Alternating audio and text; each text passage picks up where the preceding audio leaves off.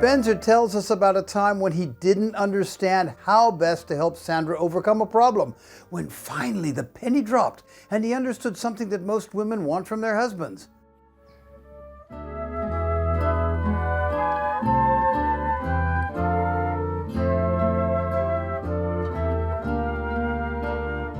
You have come from a more extreme situation, as in that you were married, so you came from a place where you did respect each other very much, to a place where there was no respect probably because you got divorced, and then you remarried. So there must have been a steep learning curve onto building back that trust and learning how to get Sandra's respect again. Could you, in a nutshell, could you give me an idea of how you went through that journey? It's very hard to put it in a nutshell because, like I said, there's actually no start, middle, and end to it all. It's getting to know Sandra and bring it to the point where I was thinking of her at the beginning when we were going out and dating. Then, as we got into the marriage, it was the newness of it, and with all the other problems that we had. So you had excess baggage to deal with. We didn't deal with those issues. Right. When we got into, from day one. Mm-hmm. They should have been dealt with right there from the beginning, so that we carried on our marriage as we meant to go on. Right. Because of that, those various issues kept cropping themselves up. So, and so it became like a woodpecker effect.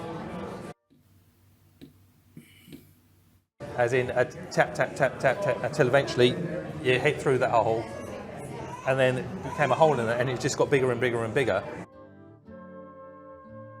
to the point where it just became such an issue that we were always, no matter what happened, we'd always be at each other's throats. Right. One way. That's probably what was the main wedge. Yes. That caused the split. Mm. So coming back to now to the point where we are respecting each other more is because we've got Jesus in our lives now where we didn't have before. Right. Okay. And that really is the glue that holds our marriage together. Okay, so it's not so much about going to church then, no. It's the relationship. It's the relationship we have with Jesus that actually keeps us together, which helps us recognize our differences in the way we handle our problems. Right. And also in resolving those problems, because we do have a third person within the marriage.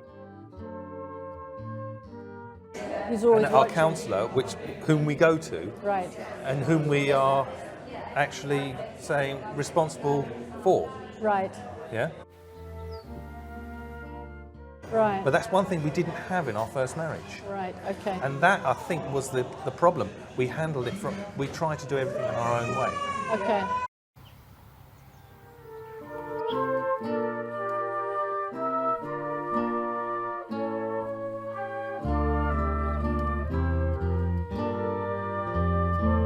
I'm beginning to see that a husband's protection is a much wider topic than I had suspected. Much more than just keeping her from obvious harm's way. Benzer brought home that point through a simple, considerate act. Listen to her. Next week, Judy talks about the unseen efforts of a wife protecting her husband. I hope to see you then. God bless and bye for now.